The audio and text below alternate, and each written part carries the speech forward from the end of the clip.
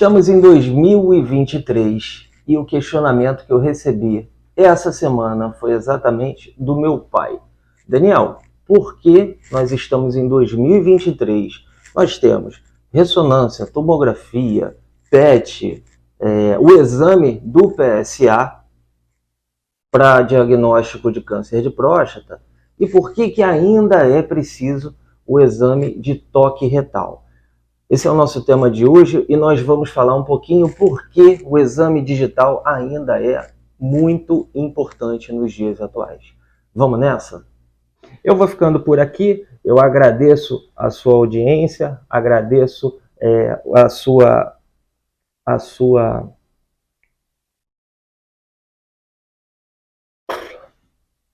Vamos lá. Ai meu Deus, tema de hoje é a dúvida do meu pai. Meu pai pediu para eu fazer um vídeo. Vamos lá, vamos fazer um vídeo para ele. O questionamento dessa semana foi feito pelo meu pai. Ele me pediu para que eu fizesse um vídeo para ele e para vocês também, para explicar a importância do exame de toque retal. Nós sabemos que em 2023 nós temos vários recursos, como ressonância, tomografia, PSA, PET, vários exames que ajudam e nos auxiliam no rastreio do câncer de próstata. O exame retal é um exame que é desconfortável para o homem. Muitos homens não aceitam ainda o exame. Questionam e dizem que é um exame muito desconfortável e que pretendem não fazer, preferem não fazer. E o tema de hoje é sobre isso. Por que fazer o exame de toque retal? Então vamos lá. Eu dei uma resposta muito simples para ele e vocês vão entender também. Tá legal? Então eu virei para ele e disse: pai, imagine que você não conhecesse ou nunca tivesse visto esse objeto. É uma caneta. Nós sabemos, nós conhecemos bem uma caneta. E aí eu te dou 3 opções de conhecimento de um objeto que você não conhece. A primeira delas é a descrição do produto. Eu vou descrever o que é uma caneta. Então vou apresentar para ele, ele não vai ver a caneta, vamos escondê-la, e eu vou falar. Caneta é um objeto, é um instrumento de escrita. Sai tinta da ponta dessa caneta. Ela tem aproximadamente 15 centímetros, 20 às vezes, de comprimento. Ela é manuseada com as suas mãos, tem uma textura agradável. Pode ser de várias cores, preta, azul, vermelha, verde, a cor que você quiser. E ela serve para você redigir documentos, assinar documentos. É um instrumento de porte pessoal, você deve usar a sua caneta, enfim. E aí eu dou uma série de informações para ele conhecer o que é uma caneta. Segunda opção, eu tiro uma fotografia dessa caneta. Então eu vou lá, tiro uma fotografia e pego a fotografia e entrego na mão dele. Tá aqui, ó, pai, tá aqui, isso é uma caneta. E ele vai olhar, vai ter uma ideia melhor do que eu estou falando e vai apreciar a caneta através da fotografia. A terceira hipótese é eu pegar esta caneta e entregar na mão dele. Toma, vai à luta. Então ele vai abrir, vai segurar, vai sentir a textura, vai escrever, vai identificar o produto, que sai tinta, a textura dela, o tamanho, o comprimento, e vai chegar à conclusão que ela serve para escrever, de uso pessoal, e enfim, e vai conhecer melhor. Depois dessa explicação, eu perguntei para ele, qual das 3 formas você iria preferir para conhecer uma caneta? E ele falou, é óbvio, me dá essa porcaria para cá que eu tenho mais riqueza de detalhes para poder saber como funciona uma caneta, o que é uma caneta. Então, disse a ele, está respondida a sua pergunta. A próstata é um órgão que nós temos um acesso digital muito fácil, muito fácil. O neurocirurgião ele precisa de uma tomografia para poder enxergar lá dentro o que acontece no cérebro. E se um paciente tiver um tumor, ele vai precisar abrir e remover o tumor nas mãos, usar suas mãos. Um cirurgião cardíaco, ele vai ter alguns exames que vão munir ele de mais detalhes sobre o coração. Ele tem uma arteriografia, ele tem um eletrocardiograma, ele tem um eco, ele tem vários exames para poder descobrir como que é o coração. Outra situação é ele abrir e enxergar o defeito nas suas mãos. E ele consegue reparar o defeito. O ortopedista ele vai precisar da radiografia, de uma tomografia para poder avaliar os ossos. E o urologista, ele é um profissional que tem o privilégio de acessar um órgão através do seu dedo e ter uma riqueza de detalhes incrível.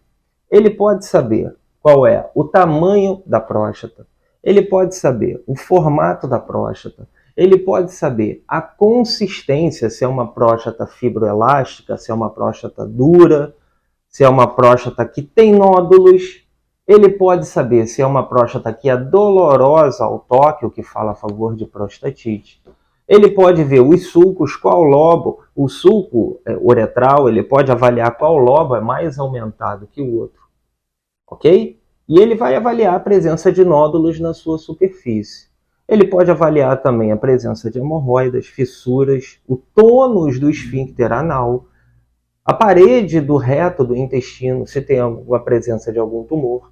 Então, nós já falamos aqui mais de 7 a 10 detalhes que dão mais riqueza no exame diagnóstico. Então, o exame digital, ele é um exame muito válido, ele não pode ser desprezado. Tá legal, Daniel, eu entendi, bacana essa explicação que você fez, comecei a entender legal, mas e aí? Quando fazer o toque e quando não fazer o toque? Então vamos lá. O toque retal ele faz parte da consulta médica e do exame físico. Entretanto, atualmente, nós temos a riqueza de outros exames que nos trazem mais detalhes sobre aquele órgão. E nós também não podemos adotar exatamente o toque como apenas uma referência, porque o toque ele está sujeito também à experiência do médico, a quantidade de exames que ele fez, a percepção, a sensibilidade. E os exames, Daniel? Os exames, eles matematizam, eles comprovam aquele estado daquele órgão. Então, se eu peço uma ressonância magnética e não observo uma alteração significativa para tumor e o paciente tem um PSA baixinho, 0,2, 0,5, e ao longo do tempo vem se mantendo nessa curva, eu posso me dar ao luxo de não invadi-lo mais. Eu já estou satisfeito com esses níveis de exames. Ah, Daniel, mas como que você vai selecionar esses pacientes? É para isso que eu estou aqui. Essa é a função do especialista. Eu já vi muito médico fazer o controle prostático através só do PSA, ou só da ultrassom, ou pessoas tocando 2, 3 vezes por ano com PSA de 0,5 a 10 anos. Entende? Então você vai adequar o exame, o arsenal de exames que nós temos dispostos e vamos aplicar esse arsenal a cada paciente. Então o exame ele é individualizado. Ah, Daniel, mas eu preciso fazer o toque, eu gosto de fazer o toque, eu sinto mais segurança do toque. Perfeito. Converse com o seu urologista, peça o exame digital e ele vai fazer. Ah, mas não precisa. Doutor, por gentileza, eu quero o exame. Eu tenho o costume de fazer todos os anos e desejo fazer o exame.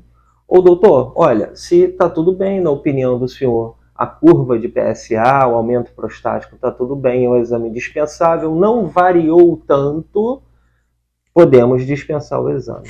Tá legal? Uma outra informação, e aí entram informações mais específicas dentro da urologia. É sabido que a variação acima de 0,85 nanograma ml por ano no PSA, ele tem uma estatística maior desse paciente desenvolver uma doença neoplásica de câncer. Ou seja, se o paciente tinha lá um PSA de 2 e agora está 2,93, é óbvio que nós não vamos nos deter aos números decimais com uma precisão de ourives, né? Não vamos nos prender às miudezas do exame, mas uma variação grosseiramente acima de 1 ponto de um ano para o outro já é um bom indicativo para avançarmos no exame digital, num exame mais acuraz da próstata. É só uma palhinha da urologia. Eu poderia ficar aqui até amanhã falando para vocês sobre os refinamentos do PSA, o PSA livre, a relação. Os pacientes perguntam muito.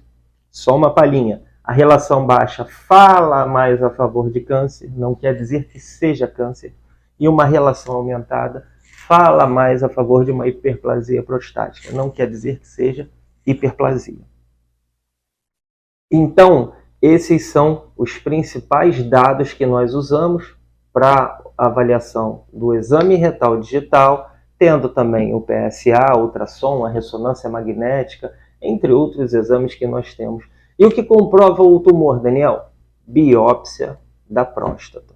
Legal? PSA elevado, ele aumenta muito a suspeita, mas não é o diagnóstico. Tá bom? E aí eu perguntei para ele, qual exame você faria? Exame do toque, exame da ultrassom e exame do PSA. Sabe o que ele respondeu? Faria os 3. Eu faria o PSA, a ultrassom e o toque. Se no próximo ano o meu PSA não variasse tanto, ao longo de todos os anos ele tem o PSA de 0,5, melhor que o meu até, ele não é um paciente elencável para se forçar mais um exame digital. Tá legal? Então é assim que eu conduzo, assim que tem sido feito atualmente, com muita adaptação ao quadro do paciente, para que não gere uma overdose de exames, uma overdose de exames nesse paciente especificamente. Tá legal? Eu vou ficando por aqui, agradeço a sua audiência, agradeço sua companhia, agradeço suas dúvidas também. Meu pai foi um contribuinte dessa semana e espero te ver aqui como inscrito no nosso canal. Nós fazemos consultas online também. Liga para a gente, mande mensagem, nós fazemos consultas em todo o Brasil e do mundo também. E eu estou aqui à sua disposição.